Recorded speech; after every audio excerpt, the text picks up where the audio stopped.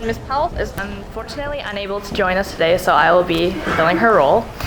I believe we have a new student with us, so in grade 8, Nicole.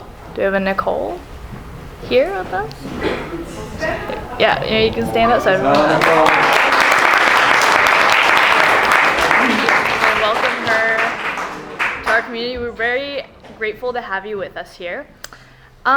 New year, new us. You know, January 2026, what an exciting time. What usually comes with the new year?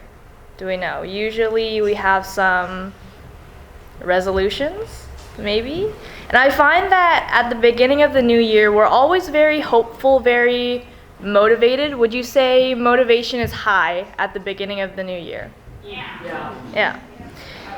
January is often described as a fresh start, a reset. New Year's resolutions feel hopeful. This is the year I'll be more organized, work harder, stay focused, follow through, and then usually pretty quickly, motivation fades. Do you guys find that as well?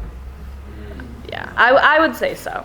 So we'll have a graph to look at here that kind of visually demonstrates what I'm kind of talking about. So we have the orange line is motivation, and you see how it's high at the beginning, but then it dips and it has a lot of peaks and valleys. Whereas when we focus on self-discipline, you can see that it's steadier in the green. And not because the goal wasn't good, but because motivation is unreliable. It shows up strong at the beginning, and with time it disappears, particularly when things get hard, boring, or uncomfortable. What can we do about this? Who can we learn from? And what strategies can we put into place? James Kerr's book, Legacy, explores this exact challenge through one team, the New Zealand All Blacks. What makes the All Blacks remarkable isn't just that they win, it's that they have sustained excellence for generations in a sport where that is incredibly rare. Kerr explains that their success isn't built on hype or motivation, it's built on discipline and standards. One of the most powerful ideas in the book is that the All Blacks believe you earn the jersey every day. No one individual is bigger than the team. Even the most talented players clean the locker room after games, not because the cleaning exactly matters, but because character does. Discipline shows up in the small, unseen moments. Kerr describes discipline as choosing what you want most over what you want now. It's doing the work when the excitement/motivation is gone. That matters because every meaningful goal has a difficult middle, the part where motivation drops and quitting feels tempting. That moment is where growth actually happens. This idea also isn't new. In 1935, during Speech Day, Miss Denny reminded students that education is not just about what we learn from books, but about how we prepare ourselves for life. She spoke about character, leadership, grit, and the will to overcome difficulty. And she said that worthy deeds are the result of self-discipline. Nearly 90 years later, her words still ring true. We were also going to have Sadie play a very nice snippet of this piece for us, but unfortunately she's also not here. So I kind of want you guys to maybe imagine the music, if that's possible, because we heard it in chapel yesterday and it was amazing. So she would have chosen a song that is technically very difficult. When Ms. Powell spoke to her, she shared that getting to this level didn't come easily. It took many hours of practice, often when motivation wasn't there. Playing piano at this level is not just talent, it's discipline, patience, and commitment over time. So here's the question I want you to think about, not just today, but when things feel hard. What strategies can you use when your motivation is low and your goals are slipping away? How do you handle losses or when you underperform? A few key things to think about. In the All Blacks culture, losses are treated as data, not disasters. Honest review, brutal self-reflection, and rapid adjustment are normal. This prevents panic cycles and encourages continuous improvement. And when things feel overwhelming, breaking a goal into smaller steps, creating routines, or asking someone to hold you accountable actually works really well. The All Blacks talk about leaving the jersey better than you found it. Ms. Denny spoke about worthy deeds. Both remind us that discipline practiced shapes who we become. So when you imagine her music, it's more than just the music, but to what it represents, the power of self-discipline when motivation fades. Thank you.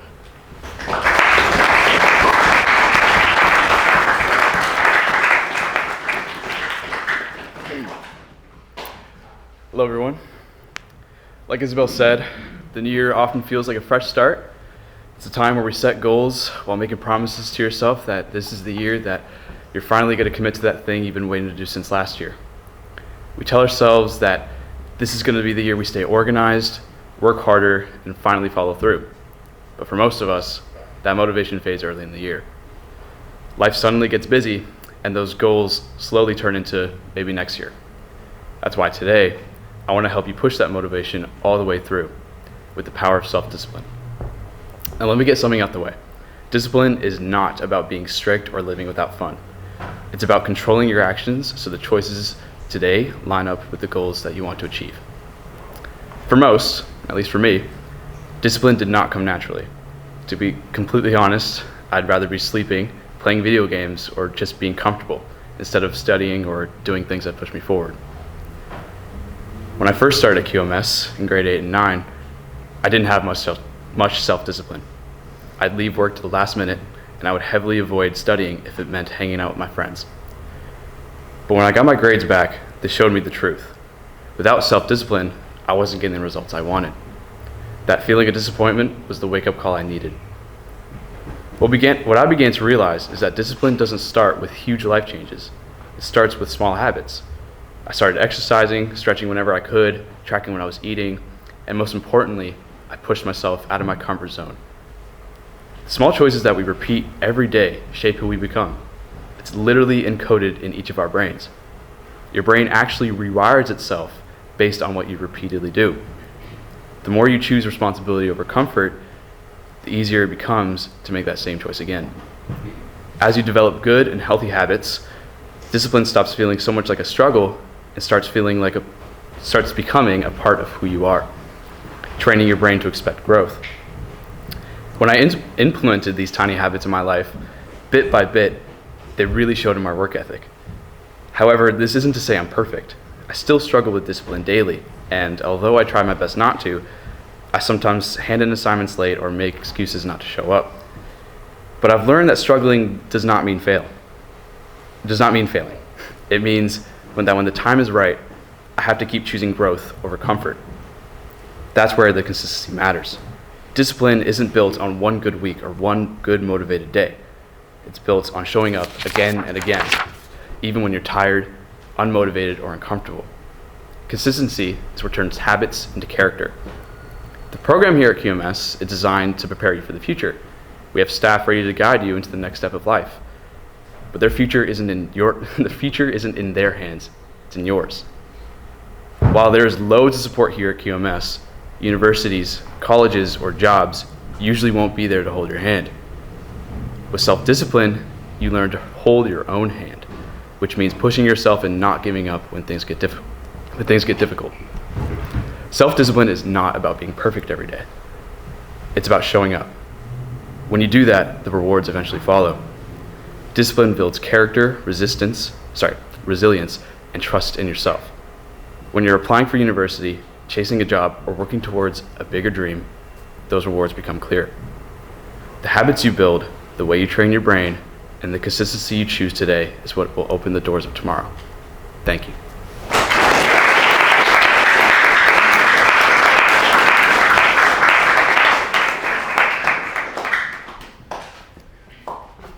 Thanks very much, Will, for sharing a bit of your personal story and some of your insights into that balance of sort of motivation and discipline and why that's been effective for you and how you've been cognizant of that change throughout your time in the high school here. Thanks as well, Isabel, for standing in for Mrs. Powell, and to Mrs. Powell for putting together her thoughts around motivation and discipline, and then leveraging some of her insights that she gained through reading that book, Legacy. Out of interest, has anyone heard of it, or has anyone read that in this room? Okay, a couple. The opportunity to hear Sadie play the piano, hopefully we'll have another chance, or this group will have another chance to do that this year. How many of you have heard Sadie Wood play the piano in the chapel previously? Must be a few. Okay, quite a few of you. I think, yeah, she played earlier this year, didn't she? And I don't know what Sadie's goals are in the piano. Don't know what her vision for her piano playing is, or what those sort of deep-rooted motivations are. But she obviously does and has been able to hold those up high enough and to keep herself focused on those, so that she's been able to show up on those days when she maybe hasn't felt like practicing, and to be able to consistently invest the time and effort to the tasks and the behaviors where she's going to see growth and experience growth over time. If I ask, I probably know what the answer would be if I ask each of you, how does it make you feel when you grow in a particular area? Whether it's skills, whether it's knowledge or understanding of something. Like, how does that make you feel when you develop and you feel that you've had the control to actually develop skills in a particular area? It generally feels really good, and it's so affirming, and it makes you believe more in yourself. It gives you, it makes you believe more in this concept of self-discipline. I actually personally don't set New Year's resolutions anymore. I used to do that a lot, and what I tend to do more now is I look back at the end of a year. I spend much more time looking back at the end of a year, reviewing a year, than I do looking ahead and anticipating what the next year will bring. And I do that because I'm interested in exactly that discovery. Like, how do I feel that I've grown? How do I feel I've grown as a person? Like, do I feel as though my mindset and my approach to things have actually yielded some of the results that I was after? And that could just be in treatment of people, or trying to build a team, or trying to help someone else develop and grow. And then I start peeling back and looking at, what does that growth look like? How does that fit into what I was trying to achieve? And what were some of the behaviors and actions that I was able to consistently show up and do that helped me achieve that? And so I would advocate to everyone here, yes, think about these goals. Dreams are such healthy things to have. And trying to create and craft your own vision of what you hope for your own life, not only in social life, in family life, in friendships, things like that, but also, in your academics, in your co-curriculars. There's so many different things for you to explore. So have a think about, okay, what is that vision for me? How can I actually gain clarity on what that vision is? Because sometimes we think it's great to have these big visions and massive dreams. Like, that's often how we chase a lot of success in life. But the more clarity you can gain on that, and the more understanding from the previous years that you've lived your life of how you're able to actually consistently adhere to certain behaviors and what that's yielded, will give you a better idea in a sense of how you can be disciplined going into this next year, and how the sorts of steps you're going to need to take to move towards your goals and to live your vision for yourself. Will, for example, I didn't tell you I was going to say this, but Will, I knew you have a propensity to try and shoot 3-pointers, and loves shooting 3-pointers. And I did say this to you, I think, at the start of the school year. Will spent a lot of time in the school gym in the holidays because he lives quite close to school, when no one else is in the gym and nobody is watching. There's no one else at practice. Sometimes you would train with Ethan, but there's no one up there seeing you practice or train.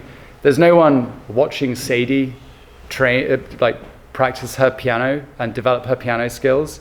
And if you choose to do something in your room at night, whether you're reviewing, no one's watching you do that.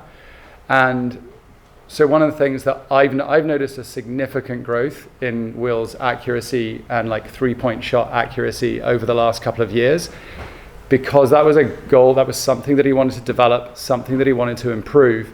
And so consistently by showing up, you get to see that growth over time.